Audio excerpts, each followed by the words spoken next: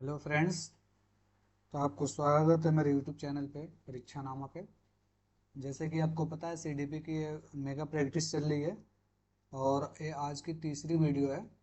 जैसे कि आपको थंबनेल से पता चल चुका होगा, इसमें टोटल आपको 30 क्वेश्चन होने हैं और आप कमेंट करके बताएं कि आप इन 30 क्वेश्चन में कितना सही कर पा रहे हैं।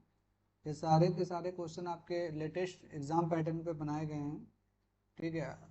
और अगर आप इस पीडीएफ को चाहते हैं तो आप मेरे टेलीग्राम चैनल से जुड़ सकते हैं। टेलीग्राम चैनल का नाम है परीक्षा नामा।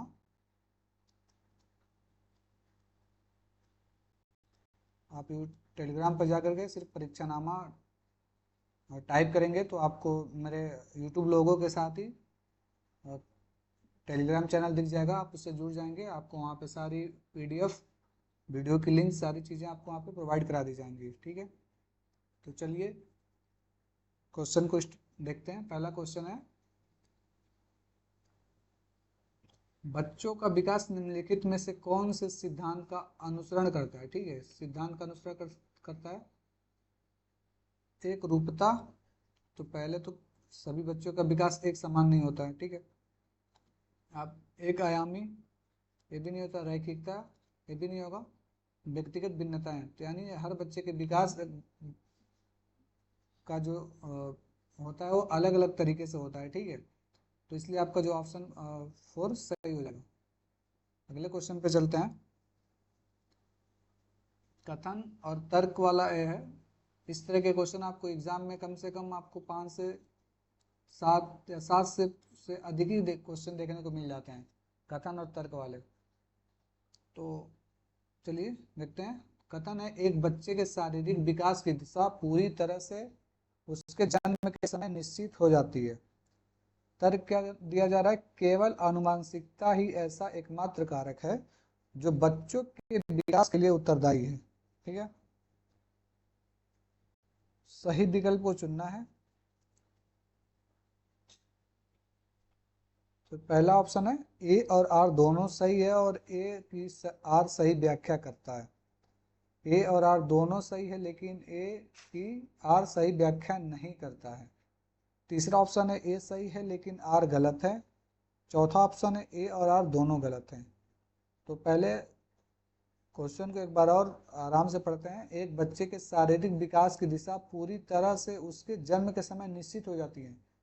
पूरी तरह से उसके जन्म के समय निश्चित नहीं होती है, ये आपका क्वेश्चन गलत हो जाएगा, ठीक है। और केवल आनुवंशिकता ही ऐसा एकमात्र कारक नहीं है जो बच्चे के विकास के लिए उत्तरदायी होता है, पर्यावरण भी उत्तरदायी होता है, ठीक है। तो ये भी आपका ऑप्शन गलत हो जाएगा। यानी कि दोनों कथन और तर्क दोनों क्वेश्चन आपके गलत हैं। तो इसलिए आपका जो आंसर है फोर्थ हो जाएगा, ए और आर दोनों गलत हैं, ठीक है। आप क्वेश्चन को एलिमिनेट करके और बहुत ही तसल्ली से आप क्वेश्चन को पढ़ें तो आप क्वेश्चन को इजीली सॉल्व कर लेंगे। चलिए अगले क्वेश्चन पे चलते हैं। अगला प्रश्न है, मध्य बाल्यावस्था के दौरान जो कि समाजीकरण का प्राथमिक कारक है एक महत्वपूर्ण भूमिका निभाना जारी रखता है, लेकिन जो कि समाजीकरण के द्वितीय कारक है भी महत्वपूर्ण भूमिका निभाता है। तो जिसमें 4 ऑप्शन दिए हैं, 2 रिक्त स्थान है, आप इसको फिल करके कंप्लीट करना है, ठीक है।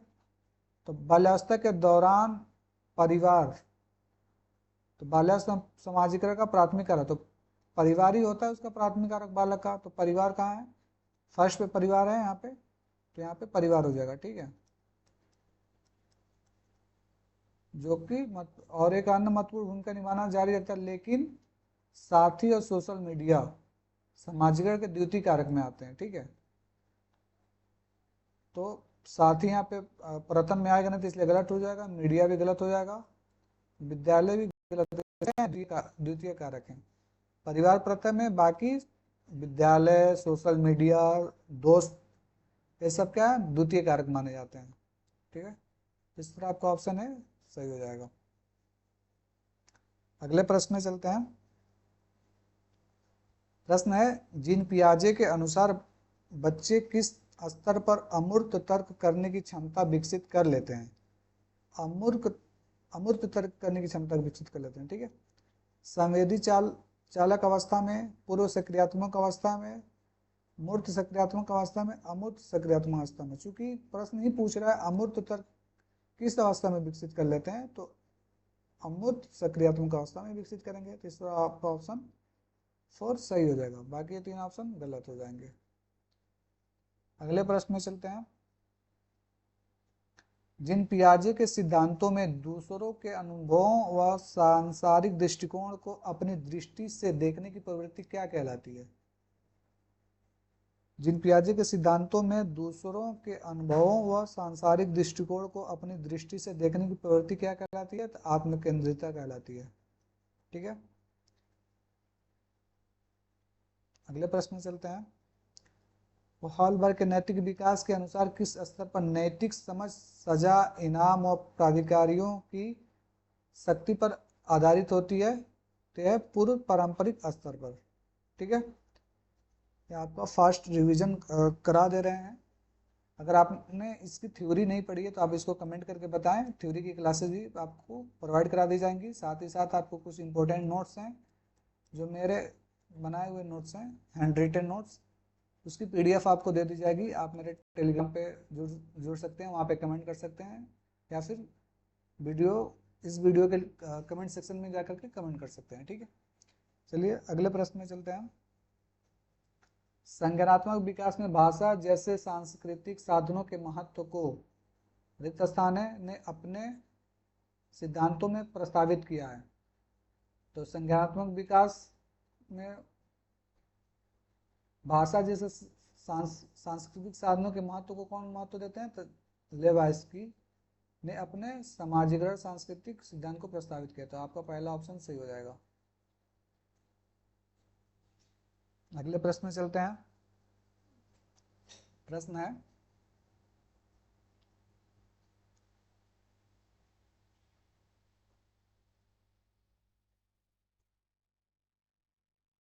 लेवाइस्की ने प्रस्तावित किया कि बच्चे पुनरावृत्ति और स्मरण की प्रक्रियाओं के माध्यम से निष्क्रिय रूप से सीखते हैं। यह गलत है। संज्ञानात्मक विकास के 8 क्रमिक चरण, 8 नहीं है, यह भी गलत हो जाएगा। कि विकास में बहुत सारी संभावनाएं हैं जिनमें से वे चीजें शामिल है जो दूसरों के समर्थन से करने में सक्षम है। जन्म के समय निश्चित बौद्धिक क्षमताओं के साथ पैदा होता है जिन्हें बदला नहीं जा सकता। ऐसा नहीं है। आपका ऑप्शन तीसरा सही हो जाएगा। अगले प्रश्न में चलते हैं।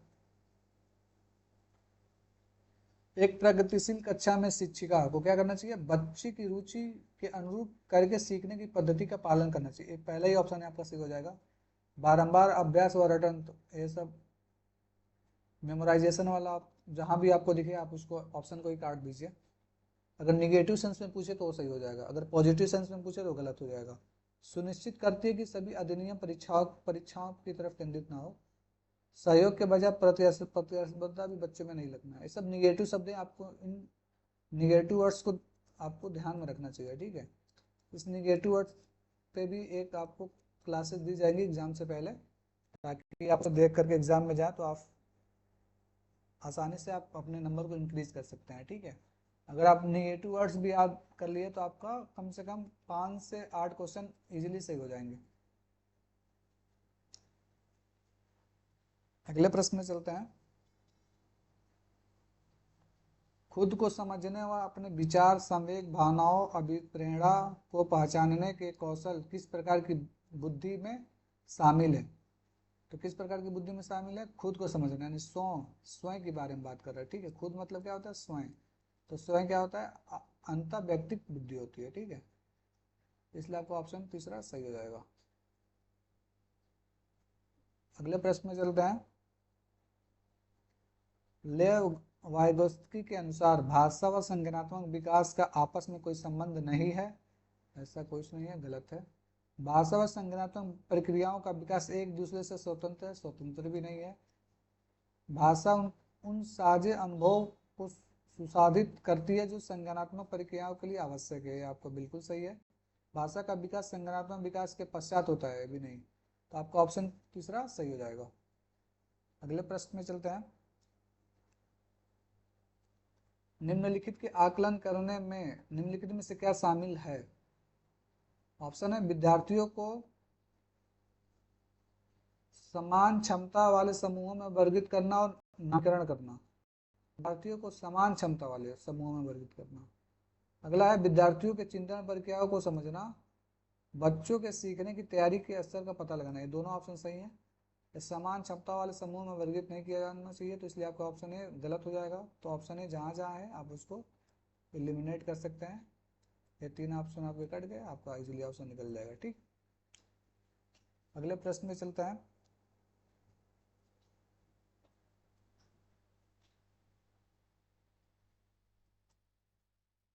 अगला प्रश्न है, एक कथन है कि बच्चे बुद्धिमान होते हैं जबकि लड़कियां आज्ञाकारी होती हैं। ये तो आप इजीली कर लेंगे, रूढ़िवादिता का क्वेश्चन है, इसमें समता की बात ही नहीं है, रूढ़िवादिता के इसमें क्वेश्चन दिया गया है, स्टेरियोटाइप। ठीक है, अगले प्रश्न पे चलते हैं। आकलन किस प्रकार का होना चाहिए? केवल मात्रात्मक, केवल मात्रात्मक नहीं होना चाहिए, व्यापक, मानकीकृत, केवल एकात्मक। केवल 2 ऑप्शन कट गए, व्यापक और मानकीकृत। तो कंप्रहेंसिव नहीं होना चाहिए, स्टैंडर्डाइज होना चाहिए था, यानी सॉरी, आपको स्टैंडर्डाइज नहीं होना चाहिए, कंप्रहेंसिव होना चाहिए, इसलिए आपका ऑप्शन होगा सेकंड। अगले क्वेश्चन पे चलते हैं।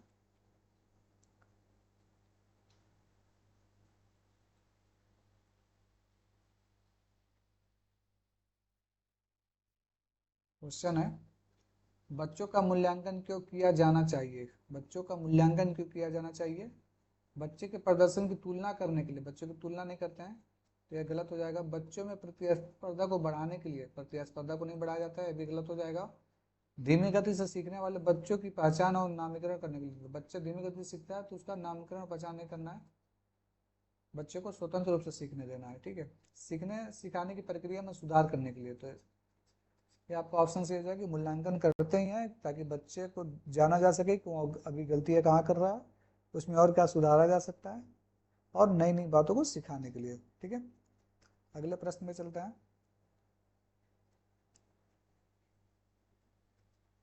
प्रश्न नंबर 16 है, समावेशी शिक्षा किस पर बल देती है? समावेशी शिक्षा से कम आपको 2 क्वेश्चन देखने को मिल जाएंगे। ये बहुत ही इंपॉर्टेंट पॉइंट्स है, चैप्टर कह सकते हैं, तो आप इसे पढ़ के ही जाएं। ठीक है, तो प्रश्न को पढ़ते हैं। समावेशी शिक्षा किस पर बल देती है? ऑप्शन है प्रत्येक छात्र की क्षमता को बढ़ाने पर, सीखने की कमियों के रूप में देखने पर। यह गलत हो जाएगा। शैक्षणिक प्रदर्शन के आधार पर संज्ञानात्मक कौशल के आंकने पर। शैक्षणिक प्रदर्शन नहीं, समावेशी ओवरऑल डेवलपमेंट होता है, तो इसलिए सिर्फ शैक्षणिक की बातें नहीं की जाएगी। प्रत्येक बच्चे के सीखने और मूल्यांकन के समान मानदंड निर्धारित करने पर। ठीक है, तो ये भी गलत हो जाएगा। आपका ऑप्शन है वो सही हो जाएगा कि प्रत्येक छात्र की क्षमता को बढ़ाने पर बल दिया जाता है समावेशी शिक्षा में, यानी सबका साथ सबका विकास, इस तरफ पर इस पर ज्यादा बल दिया जाता है। अगला प्रश्न है,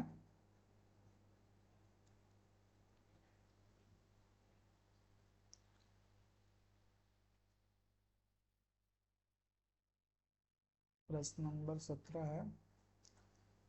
कथन है, जब शिक्षक मानते हैं कि वंचित पृष्ठभूमि से आने वाले बच्चों में सीखने की क्षमता है और उन्हें कक्षा में अपनेपन का एहसास कराते हैं तो उनके प्रदर्शन में सुधार की संभावना है। ठीक है, ऑप्शन बिल्कुल सही है कथन। बच्चों और उनकी क्षमताओं के बारे में शिक्षकों का विश्वास बच्चों को प्रभावित करता है। ये भी बिल्कुल सही लग रहा है। तो जहाँ जहाँ ए और बी सही है उसको तो पहले आप सही कर लेंगे। तो देखिए गलत यहाँ पे दे रहा है, फोर वाला ऑप्शन को देखते हैं, ए और आर दोनों गलत है, तो गलत हो कट जाएगा। ए सही है लेकिन आर गलत है, ये भी आर को गलत बता रहा है, तो आपका ऑप्शन कट जाएगा।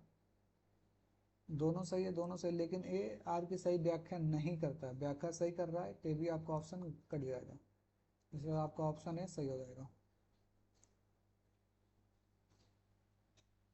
अगले प्रश्न में चलते हैं।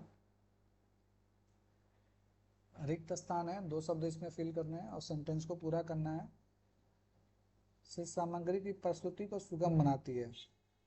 कई तरीके से सामग्री की प्रस्तुति सभी बच्चों के अधिगम को सुगम बनाती है। आपका पहला ही ऑप्शन सही हो जाएगा। केवल यहाँ पे निगेटिव शब्द आ जाएगा। एक समान से सामग्री नहीं होता है, अलग अलग तरह के सामग्रियों से बच्चे का क्या होता है, सर्वांगीण विकास होता है।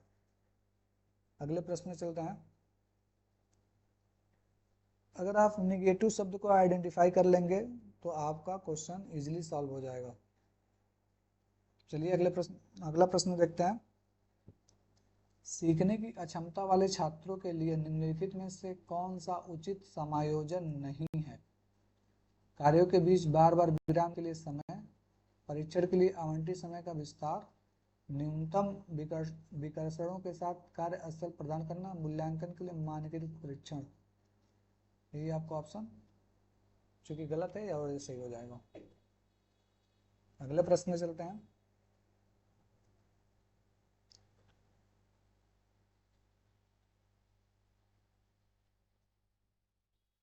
क्वेश्चन नंबर 20 है, धारणाओं में लचीलापन, धारा प्रवाही और मौलिकता निम्नलिखित में से किसकी प्रतिनिधि अभिज्ञ विशेषता है? यह रचनात्मक क्रिया, अभिसारी, विचारण, विवेचन में अनन्यता, स्वालीनता। तो होगा रचनात्मक शिक्षार्थी का।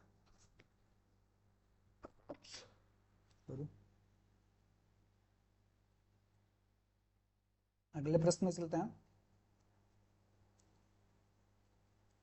अगला प्रश्न है, शिक्षकों को पाठ्यक्रम और मूल्यांकन का उपयोग करना चाहिए। तो शिक्षकों को लचीला पाठ्यक्रम और रचनात्मक मूल्यांकन का उपयोग करना चाहिए। ठीक है, तो ये आपका ऑप्शन सही हो जाएगा। यहाँ पे एक ही शब्द दिया है, एक समान मानक, या तो यहाँ पे कामा छूट गया। ठीक है, अगले प्रश्न में चलते हैं।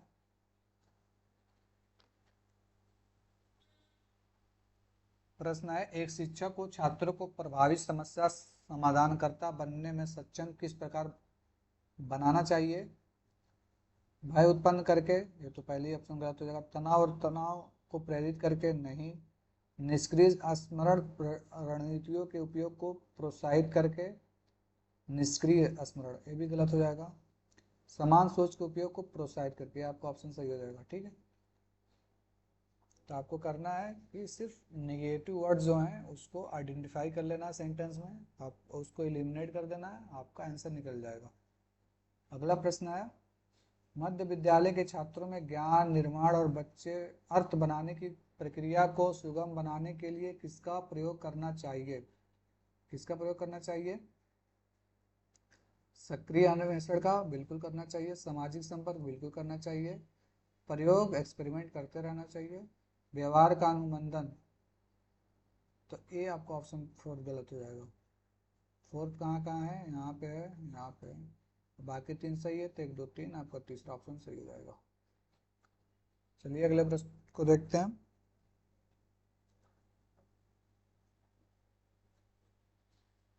अगला प्रश्न है, निम्नलिखित में से कौन सी रणनीति छात्रों की अवधारणात्मक समझ को बढ़ावा नहीं देगी? ठीक है, बढ़ावा नहीं देगी। छात्रों को ब्लैक बोर्ड से ज्यों के त्यों उत्तर कॉपी करने के लिए कहना, यही उसको बढ़ावा, रणनीति को बढ़ावा नहीं देगी। तो पहला ऑप्शन ही आपका सही हो जाएगा। और ऑप्शन देख लेते हैं, विद्यार्थियों से किसी सहकर्मी को अवधारणा समझने के लिए कहना, ये भी गलत है। विद्यार्थियों से उदाहरणों और गैर उदाहरणों के बारे में सोचने के लिए कहना, ये भी। छात्रों को पिछली अवधारणाओं के साथ संबंध बनाने के लिए कहना, ये भी नहीं सही होगा। आपको ऑप्शन चारों अच्छे से पढ़ना है, फिर आपको सही आंसर पिक करना है। ठीक है, अगले प्रश्न में चलते हैं। अगला प्रश्न है,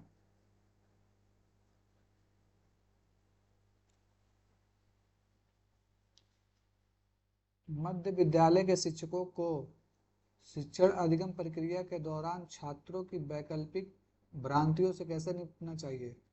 उन्हें अनदेखा करेंगे तो निपट ही नहीं सकते हैं भ्रांतियों से। उन्हें सजा देकर के सजा नहीं दिया जाता है, इनाम देके इनाम नहीं दिया, संबोधित करके। ठीक है, तो आपका ऑप्शन 4 सही हो जाएगा। अगले प्रश्न पर चलते हैं। संवाद व चर्चा के दौरान बच्चों के सहज ज्ञान, समझ, अनुमान लगाने को हतोत्साहित किया नहीं जाता है, ऑप्शन गलत। अवहेलना की नहीं जाती है, ऑप्शन गलत। दंडित किया नहीं जाता, ऑप्शन गलत। सुसादित या सुधार करके, ठीक है, तो ये आपका ऑप्शन सही हो जाएगा। अगले प्रश्न पे चलते हैं। अगला प्रश्न है, समस्या समाधान की प्रक्रिया को किस प्रकार सुगम बनाया जा सकता है।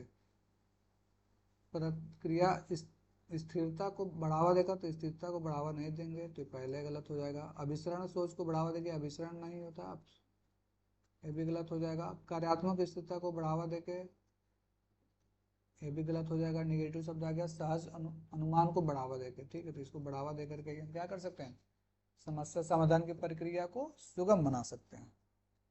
अगला प्रश्न है,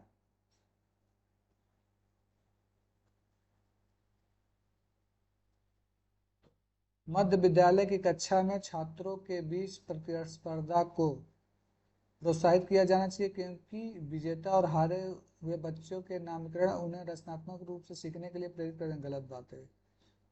नजरअंदाज किया जाना चाहिए, पहले ही गलत हो गया।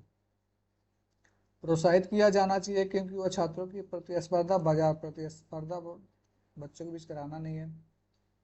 हतोत्साहित किया जाना चाहिए, क्योंकि बच्चों या छात्रों के तनाव और स्थिति को बढ़ाता है, जिससे उनके संज्ञानात्मक विकास में बाधा आती है।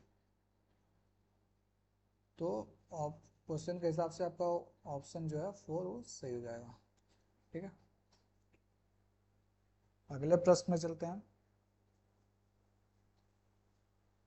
अगला प्रश्न है, जब बच्चे की भावना का अनुभव करते हैं तो उनके सीखने पर सकारात्मक प्रभाव पड़ने की संभावना होती है।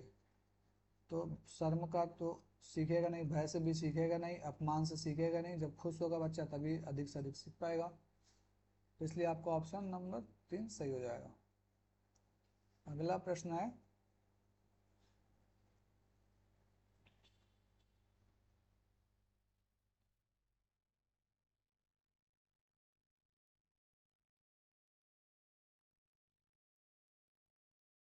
कथन है, छात्रों को अपनी सफलता और विफलता के लिए आंतरिक कारकों को जिम्मेदार ठहराने पर प्रतिबंधित करने के लिए प्रोत्साहित करें, जिससे उन्हें खुद पर रचनात्मक रूप से काम करने में मदद मिलती है। तर्क है, सफलता और असफलता के आंतरिक गुण व्यक्तियों को कड़ी मेहनत करके अपने प्रदर्शन को बेहतर बनाने में मदद करते हैं। सही विकल्प क्या है इसमें, ए और आर दोनों सही है, और ए सही की व्याख्या करता है।